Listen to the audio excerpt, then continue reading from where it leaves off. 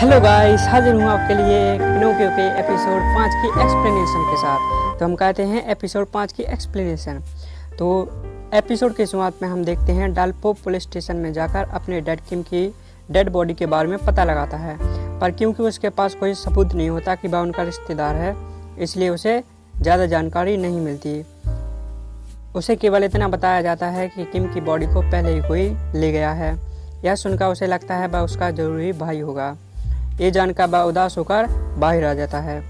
आगे हम किम को देखते हैं जो अपनी डेड किम की बॉडी को फिंगल करके अपनी डेड की तस्वीर के आगे प्रॉमिस करता है कि वह जरूर ही उन लोगों के बारे में पता लगाएगा जो उनकी मौत का कारण बने थे। दूसरी तरफ जब डाल्पो को नोटिस आता है कि बाइजिन कंपनी ने उसे रिपोर्टर के लिए अपॉइंट कर लिया है, तब वो मन में सोचने लगता है वह डेड की वजह से ही रिपोर्टर बना है और अब मैं सारी सच्चाई पता करके खुद सबके सामने ला सकता हूँ। फिर वो घर की ओर चला जाता है। नेक्स्ट मॉर्निंग वह तैयार हो रहा होता है, तब वह केवल इना के बारे में सोच रहा होता है। दूसरी तरफ हम देखते हैं इना भी तैयार हो रही होती है। दरअसल इना को एक शॉप पर काम मिला होता है और वह वहीं जाने के लिए तैयार हो रही थी, और इसके साथ ही उसे बहुत सारी हिचकियाँ भी आ रही थी क्योंकि कल की वजह से उसका मूड बहुत ख़राब था। अब ये दोनों बाहर आ जाते हैं और आपस में कोई भी बात नहीं करता। दरअसल इसका एक कारण यह भी होता है कि इन्हा मिस चाउके की बेटी होती है, जिससे भी डाल्पो उदास होता है। और हम यहाँ जुआ की बातों से जान पाते हैं कि इन्हा को एक शॉप पर काम मिला है और वो वहीं जा रही है। अब जब ये दोनों घर से बाहर निकलते हैं तो वहाँ पर इन्हा डाल्पो को कॉन्ग्रेचुलेशन बोलती है। तब डाल्पो उसे कहता है तुम कुछ भी कह लो, तुम एक रिपोर्टर नहीं बन सकती हो, और कल जो भी मैंने गुस्से में बोला वो दरअसल सच था। ये सुनकर इन्हा रोने लगती है और बोलती है तुम ऐसा क्यों सोचते हो, जिस पर डाल्पो हकीकत में उसकी काफ़ी ज़्यादा बेइज्जती करता है, पर मन ही मन वह इसलिए करता है क्योंकि इन्हा को देखकर उसे उसकी मॉम की याद आ जाती है और वह नहीं चाहता कि यदि इन्हा रिपोर्टर बन गई तो वह उसका चेहरा कभी भी नहीं देख पाएगा। ये बोलकर डाल्पो वहाँ से चला जाता है और इन्हा भी दुखी होकर रोती हुई वहाँ से चली जाती है क्योंकि इन्हा को काफ़ी ज़्यादा हिचकियाँ आ रही थी, इसलिए शॉप में उसका काम अच्छा नहीं चल रहा था और कस्टमर को वह अपने बारे में अच्छे से बता भी नहीं पाती है, इससे कस्टमर इंटरेस्टेड नहीं होते और वह काफ़ी रोने लगती है और अजीब अजीब हरकतें करती है। इतने में ही वहाँ पर ब्योंग आ जाता है, जिसके सामने इना बोल रही थी कि शायद मुझे उसे अपने दिल की बात बता देनी चाहिए, जिस पर ब्योंग एग्री करता है और बोलता है कोई बात नहीं, तुम आगे जो भी बोलना चाहती हो बोल सकती हो, मैं तुम्हारी बात सुनने के लिए इंटरेस्टेड हूँ। हम यहाँ जान पाते हैं कि ब्योंग इंटरेस्टेड नहीं होगा तो क्या होगा, वह दरअसल इना के पीछे ही पड़ा हुआ है और वह उसे पटाने की कोशिश करता है। ब्योंग की बातें सुनकर इना को भी काफ़ी अच्छा फील होता है। फिर आगे हम डाल्पो को देखते हैं जो बाइजिन कंपनी में पहुंचता है, तो वहां वह अपनी टीम के मेंबर्स से मिलता है जो पहले से ही कुछ डिस्कशन कर रहे थे और मिस्टर होंग के गुस्से से बचना चाहते थे। तभी मिस्टर होंग वहां पर आ जाते हैं। हम देखते हैं मिस्टर होंग काफ़ी ज़्यादा स्ट्रिक्ट हैं, जिसकी वजह से वह लोगों को छोटी छोटी गलतियों पर भी पनिश कर देते हैं, जिसमें डाल्पो का भी नंबर आता है। इसके बाद जब काम खत्म होता है तो डाल्पो अपना आई कार्ड लेकर अपने घर पहुंचता है, जहां पर ग्रैंडपा उसका आई कार्ड देखकर काफ़ी ज़्यादा खुश होते हैं और वहीं इन्हा ब्रश कर रही थी। साथ ही वह सुबह की बातों को याद कर रही थी, जिससे उसका मूड काफ़ी ज़्यादा खराब हो गया था और गुस्से में वह डाल्पो का ब्रश लेकर उससे टॉयलेट सीट साफ करने लगती है और ऐसा करके वह ब्रश को अपनी जगह वापस रख देती है। लेकिन जब डाल्पो ब्रश करने वाला ही होता है तो वापस आकर डाल्पो से ब्रश को छीनकर डस्टबिन में डाल देती है और वहां से चली जाती है, जिसे देखकर डाल्पो को कुछ भी समझ नहीं आ रहा था कि ये हो क्या रहा है। वह दूसरा ब्रश लेकर करने लगता है। दूसरी तरफ हम जेम्यूंग को उन लोगों का फाइल चुराकर जाते हुए देखते हैं जिन्होंने किम को फैक्ट्री में भेजा था। अगले दिन जब सब कुछ सही चल रहा था, तभी हम MSC न्यूज़ सेंटर में देखते हैं कि उनकी रेटिंग काफ़ी ज़्यादा डाउन हो गई है। ये देखकर चाओके कुछ सोचने लगती है और सीधा इना की शॉप पर पहुंचती है, जहां पर इना ब्योंग के साथ ही थी। अब हम इन दोनों की बातों से जान पाते हैं कि चाओके इना को रिपोर्टर बनाना चाहती है। दरअसल वह ऐसा इसलिए चाहती है क्योंकि इना को पिनोकियो सिंड्रोम है और वह केवल सच ही बोलती है। और वह सोच रही थी कि यदि इना एमएससी में काम करने लगे तो सबको लगेगा कि एमएससी वाले केवल सच ही बताते हैं, जिससे उनकी टीआरपी और भी ज़्यादा बढ़ेगी। ये जानकर इना काफ़ी ज़्यादा गुस्सा हो जाती है और मना कर देती है, लेकिन चाओके अपना बिजनेस कार्ड टेबल पर रखकर वहाँ से चली जाती है।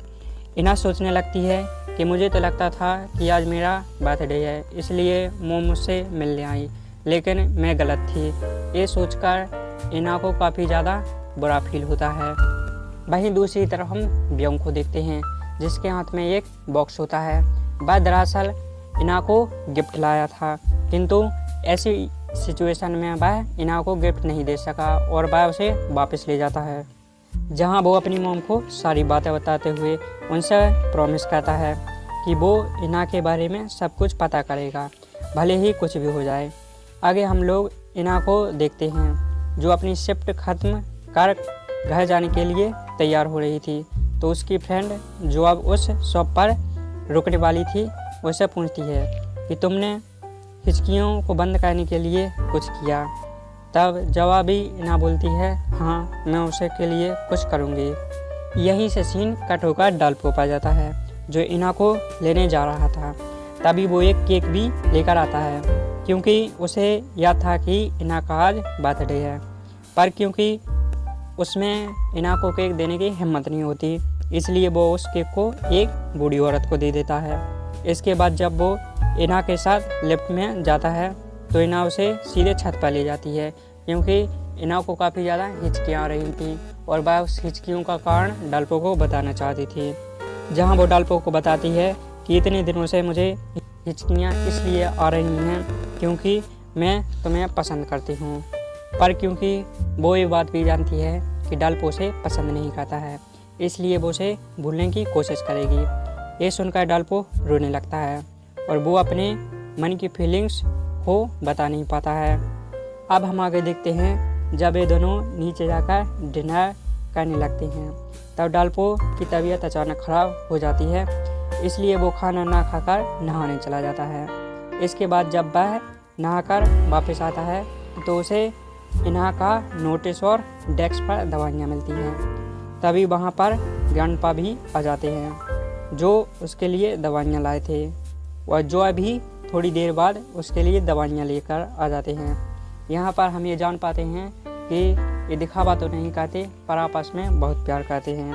ये देखकर डालपो को भी अच्छा फील होता है। वहीं दूसरी तरफ हम इना को देखते हैं, जो मोम को कॉल करके बताती है कि मैं जॉब करने के लिए तैयार हूँ, इसलिए उसे अगले दिन वहाँ बुलाया जाता है।